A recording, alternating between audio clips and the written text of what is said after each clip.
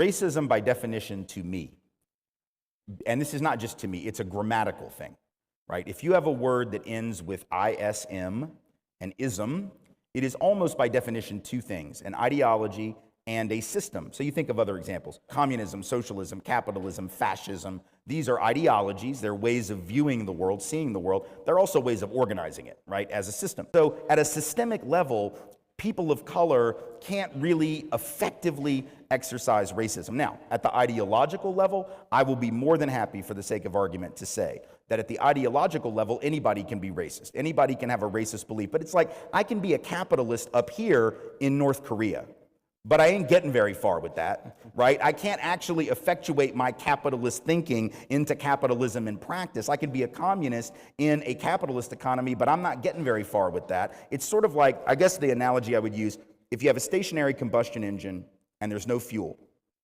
that's going to that engine to make it operate, it's still an engine, but it's not going to get you from point A to point B. Once you add the fuel to it is when it's operational. And so the fuel is equivalent to power. Right? So I can say, yeah, okay, there might be such a thing as black racism as a stationary combustion engine that just sits there and sort of hurts your feelings, right? But it's not going to do very much to you because it doesn't have the power to do so. And that makes it qualitatively different and quantitatively different. Both of them may be equally objectionable. It might be just as immoral for a person of color to believe I'm inferior as it is for me to believe they're inferior. But a person of color who believes I'm inferior is not going to be the bank officer, is not going to be the employer, is not going to be the cop. I'm sure there are black cops that get tired of white, spoiled college kids and high school students in privileged areas around the country, but they're not profiling them, and they're not pulling them over out of the car and beating them with clubs, and they're not shooting them by and large. So in that regard, even if you have bigotry, prejudice, or what we could call racism, if you're a person of color, you are very limited in what you're able to get away with that attitude, whereas white folks can take a pen and zone you out of existence. Right, and bring in a bulldozer to knock down your house. You know, black folks in Baltimore can get mad at white cops and throw some Molotov cocktails through the CVS, and white Baltimore can come in and knock down entire black neighborhoods to make way for the interstate. Now, you tell me which one is more effective. It's pretty obvious, right? Just start with white people. 52% of all white people think that discrimination against white people is as big of a problem as discrimination against black people and other racial and ethnic minorities, including, I assume, Koreans. It could still be a good percentage of people. The 52% of all white people can also be supporters of like all lives matter. Those people could be also thinking. I know, that, but explain. Just tell me what do you think is going on in the heads of white people who are thinking that, yeah, man, the discrimination against us, it's white people in America, in the United States, is just as bad or worse than the discrimination against black discrimination. It could be some situations such as maybe there is a program where there is like a opportunity that the black people get that the white people do not get. Okay, so that's one. What else? So People are seeing that something's going on in society that black and brown, not just black people, but right. black and brown people are getting something that we're not getting. Right. Yeah, okay, what else? Do you think white people are feeling like they're doing well? In terms of? Just their own socioeconomic standard, or? They're generally more well off than the other ethnicities. Okay, but nonetheless, they feel like discrimination is half of them, and that's half. That's a lot. Right. So when you look at that, you're just kind of confused. Do you think it's true? Is discrimination against white people as big of a problem as discrimination against black and brown people? I don't think it's true. Uh-huh. So if I were to say that to you, like, right. Jung, right. Discrimination against me is as big of a problem as discrimination against you. Right. What are you thinking? Of course it is. Come on, me, a white guy. You don't think it's true. Well, so what would you say? I would probably say that you might have suffered a discrimination for some godly reason, but if you look at the world, there might be situations where the chances are that the white people are less discriminated than the other people. The chances are better. A lot of wealth was created in these years. I mean, a lot of wealth. More wealth in those years than in the history of all humanity on earth. Okay? And 74% of it went to the top 5%, the richest 5% of Americans. 74%. So all this wealth was created. More money is going into the economy. And 75%, 3/4 of it, is going into the richest 5%. So remember my story of being up here, right? I'm at the top. How is it that people at the top who are controlling, making laws, controlling regulation, funding the politicians, all sorts of things, how is it that people at the top 5, the richest 5%, are able to manipulate and move things so that we can ensure that of all the wealth that is created, 3/4 of it's going to go to us? So what happened up here at the top that things keep happening in the same way? Okay? And all the white people are not in the top 1%. So now I go back and I ask white people, hey, how you doing? How's discrimination going for you? How much do white people understand discrimination? How much do you think white people understand discrimination? How much do you think white people yeah, just that. It's just how much white people Yeah, understand discrimination. How well? I say decently well. Yeah, decently well? Dude, how much do you think white people understand inequality? I'd say about 20%. Dude, they don't understand shit. Okay. Right? They understand nothing. If I brought them up one by one and started asking them to explain any of this stuff, first off, we just asked 4 people in class to explain the difference between Switzerland and Haiti, and they gave us these answers that were great for who you are, right? You're students. But your answers were really no better than the average answer that we would get from anybody off the street. So what you heard them say is what you're going to hear any average American say. It's like, well, it's about this, and maybe it's about that, and this, and I'm not really sure. And well, because, historically speaking, and people are going to bounce around, but people aren't going to understand. People do not have a systematic understanding of it. Now, when we talk about, this issue of racism and inequality in the American context, you see, this conversation tends to always get reduced to whether do white people have an advantage from just them being who they are or being white. But I feel like that is a very narrow perspective to look at the whole thing. I think we should try to find out, because we can agree there is white privilege to some sort, but then a better question is, where did the advantage, or rather, where did we start to see this privilege start? What is the beginning of it all? Now, there's a very open discussion going on here in this lecture. I want us to continue to watch and learn something from it, and we can come back with our own analysis of the situation. So let's go for it. The fading American dream. The percent of children earning more than their parents by year of birth. I was born in 1960. So in my cohort in 1960, about 66% of myself and my friends who graduated high school with will earn more than our parents. Watch where it was in 1940, over 90%. Look what's happening. This includes white people. So we're not at 1985, and this has continued to go down. This is people who are 1985, born in 1985, so we can keep going to born in 2015. The estimates are going down and down. It's going down here.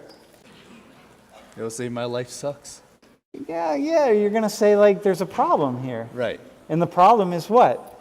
It's I don't know what the problem is, but there's something going on here. You're going to be confused. So you're white, and you're feeling yeah, I'm not doing so well, things aren't looking so good for me, but you're also not looking at that. This is median family wealth, 2016. And so half of all white families have $171,000 in wealth or more. Half of all of them. This is not mean. And then half have less. But look what it is for Hispanic and black families. When you look at it, not much. Do you think they ever see this? Think they ever look at it? Not unless they care. How many white people in this classroom do you think knew this before I put that graph up, or had a really good idea about it before I put the graph up? I mean, since you called me, I'll say about like 5 people. 5 people? Let's ask.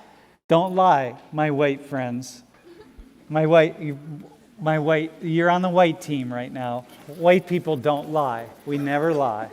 Okay?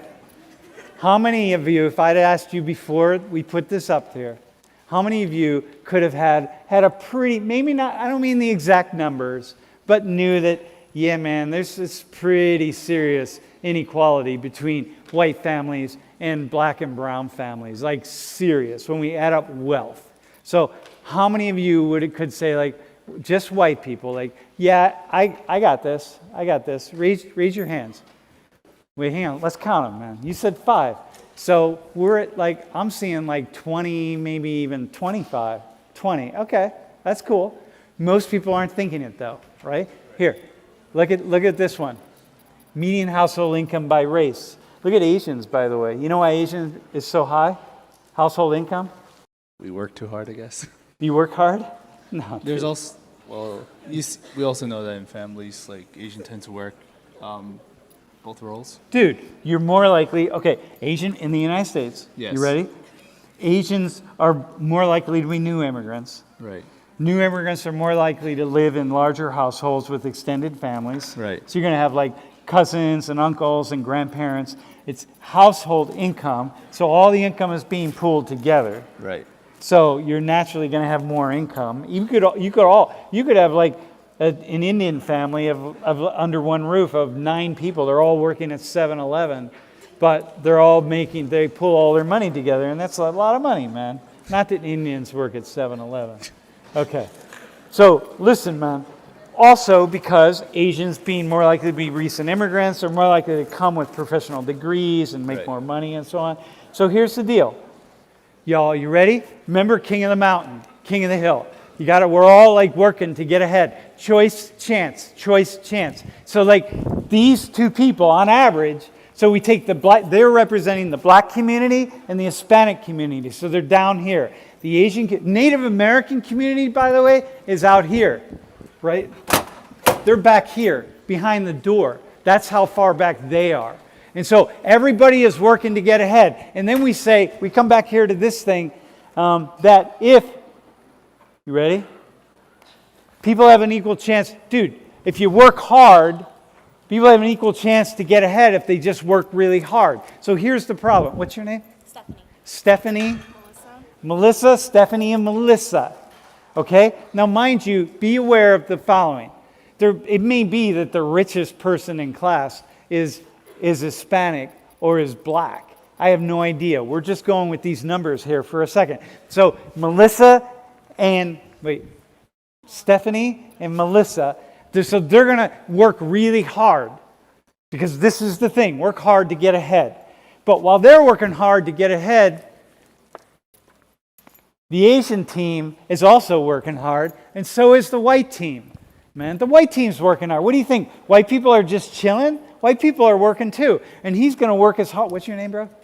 Kyle. So Kyle's going to work hard. So watch so the 2 of you start moving up a little bit. But you guys are moving up too. So they start moving up, but they move up. And so the idea is somehow we're up here. So hang on. White people get up here. And then we look back down to black and brown people, less so Asians, and we're like, Kyle, you know what they need to do? They need to just work a little harder. You all could do it. Hey, by the way, Stephanie and Melissa, you could do it. You could be where Kyle and I are, but you're going to have to work really hard. But the problem is, when you're working really hard, are you ready for this? What are Kyle and I doing? We're working really hard too, because he and I are climbing up as well. And so the problem is they can work as hard as they want, but we're going to keep working hard. Racism isn't just hate in a heart, it's power in a system. So sociologists define racism as a structure of power that advantages one racial group while disadvantaging others. It operates at multiple levels, yet individual, institutional, and cultural. Now, prejudice is a belief, discrimination is an action, racism is a system that normalizes both. So from redlining in housing to bias in hiring, racism shapes who has access to resources, safety, and recognition. But sociology also studies resistance, from civil rights movements to grassroots organizing and allyship. Understanding racism through systems shouldn't remove personal responsibility, it should expand it. Awareness leads to action, and collective action reshapes society. Racism was built by policy and belief, and both of those things can be unlearned. So what examples of resistance, large or small, give you hope for racial equity today? Hi, I'm Kylie, and no, I don't think white people can experience racism. Can white people experience hatred because of the color of their skin? Yes. But is it as severe or damaging as when people of color experience racism? No, not at all. And because there are institutional barriers to the success of people of color and systemic inequalities, racism is a stronger and more apt term for what people of color experience on a day-to-day basis. Prejudice is simply harboring negative attitudes towards somebody based on a characteristic that they can't control, which I feel is a better description of the attitudes that some people of color have towards white people. Am I going to be profiled and arrested based on the color of my skin? No. Am I going to have a harder time getting a job because of the color of my skin? No. I'm more likely to be arrested, incarcerated, or wrongly convicted because of the color of my skin, or called slurs. Like, no, I'm not. So that is why we say white people can experience prejudice, but not racism necessarily, because it diminishes the harm of actual racism by saying that white people can experience it. You don't say that men experience sexism, because they don't. Yeah, some women have hostile attitudes towards men, but it doesn't affect their day-to-day life or their opportunities or make them psychologically distressed. When people ask me why I was such a diehard Trump supporter, this was the reason why. Because of this comment right here, I felt like this. I felt like that in 2024 that white men were the only people who were legally discriminated against. In fact, I'll take it a step further. It was the white, straight, Christian, conservative male that would be discriminated against in 2024 in the United States of America. We had tolerance for everyone else but us. And truth be told, it wasn't until I realized how ignorant and uneducated I truly was that I began to think and feel and live differently. Growing up in a society and a system that by design centers and caters white, straight, Christian males, anytime you see any other type of inclusivity, any type of diversity, equity, and inclusion, it will begin to feel like oppression. And that's sad that this is the truth about the world that we live in today. And people say all the time that if we just stop talking about racism, that it will go away. People believe that because they don't experience interpersonal racism, that it doesn't exist on an institutional or a systemic level. But it's because of comments like this that we know it's alive and well. People will be like, well, we don't have a white entertainment channel, or we don't have historically white colleges. We don't have a white history month. We don't have white-owned businesses. When literally whiteness has been the standard in this country since the birth of the nation. I remember when I first started seeing interracial commercials, and I would get so mad. I'd be so triggered.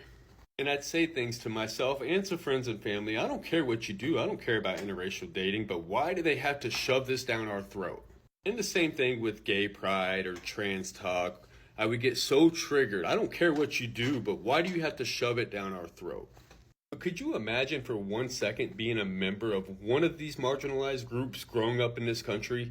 What it must feel like to have whiteness or straightness or Christianity shoved down your throat every single second of the day? And then when you begin to question it or try to create a safe space for yourself, you're told to go live in another country if you don't like it. Or stop being the victim. Or don't blame the system, you need to take personal accountability. And this is the question I have for people who get upset about it, because I know a lot of people in my everyday life are still upset about it. Why are you so triggered? How hard is it to deconstruct and re-educate? And why are we so afraid to do so? Are we that insecure? Are we that fragile? Are we that mediocre that we cannot compete in a world that has a level playing field and equal opportunity for every single person.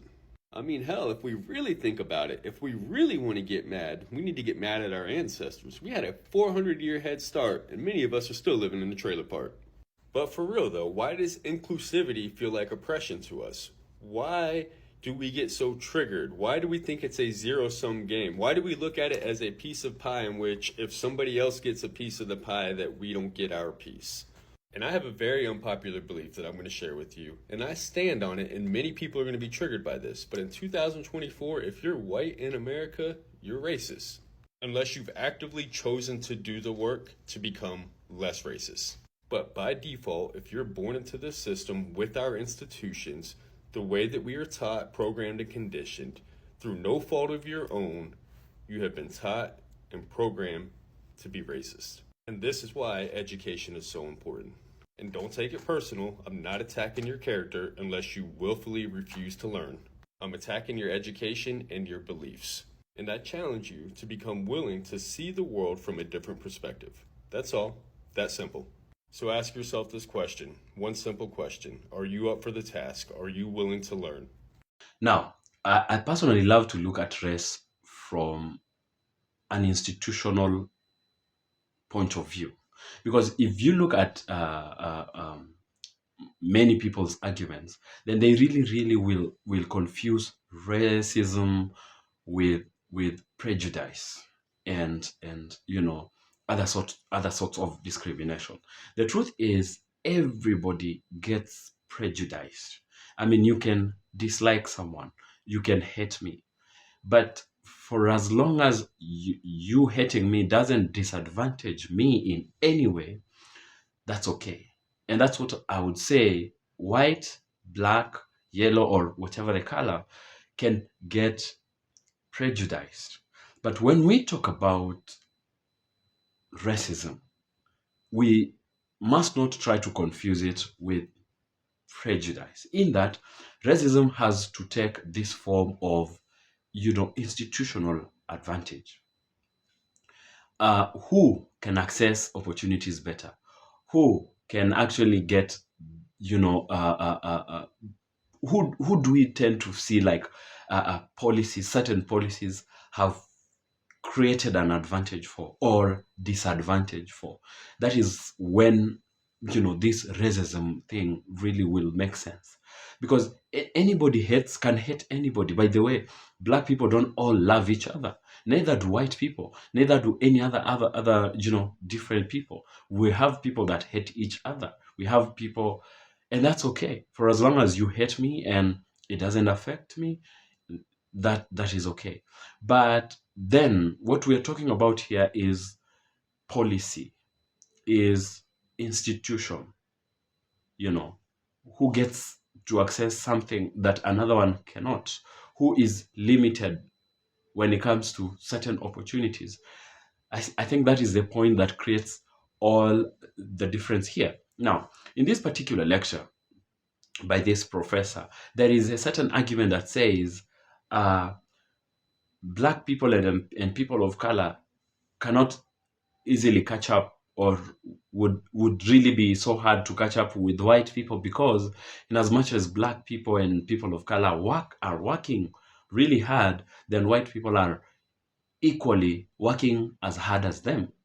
But you see, there's also something called the myth of meritocracy, that it's not just about working hard, but who is working hard with what as a head start. I do agree that, white people are also working as equally hard as anybody else.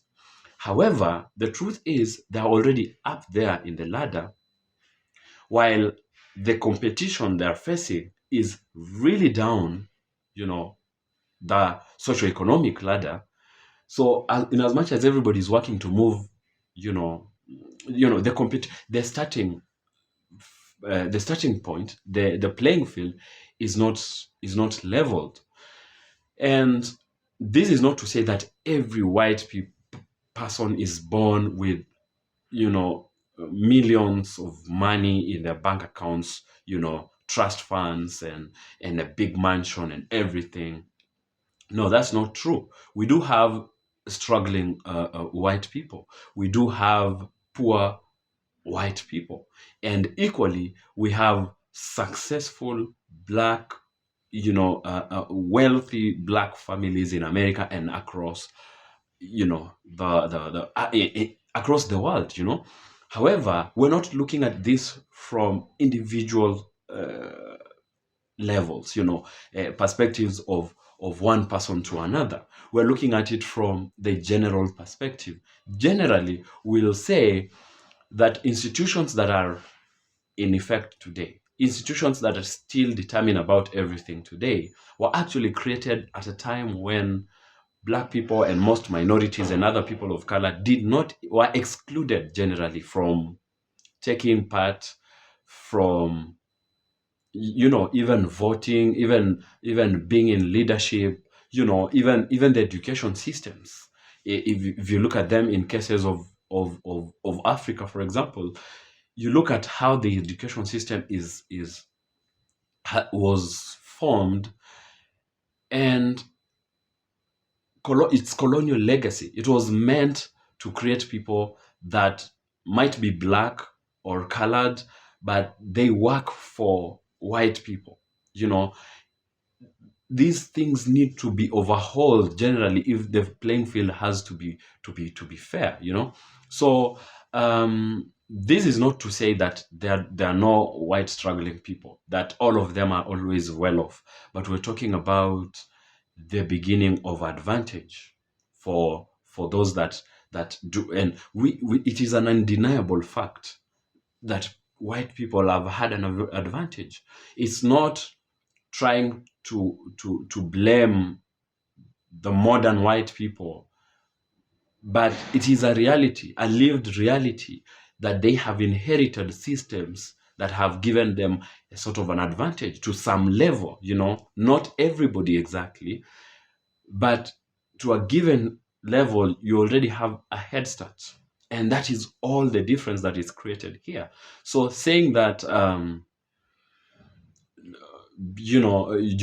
talking about just work hard and everything will be okay is not necessarily true. Success requires effort. That's true. But if someone, it's like a relay. If someone was already ahead of you 2 or 3 laps before you even stepped on the track, it's hard to catch up with that person because they already had an advantage. So we look at it from the perspective of where did the advantage, where did the privilege start from? Well, that's how I'm looking at this argument. That would be my argument to this. I don't know what you think about it. Let me know what you think about this. Share with me your thoughts in the comment section below. If you like this video, give it a thumbs up. And if you're new here, thank you for your time. Thank you for watching. Thank you for passing by. And if you're an older, subscriber, thank you for your constant support. Yeah, please subscribe if you haven't, and I'll see you in the next video.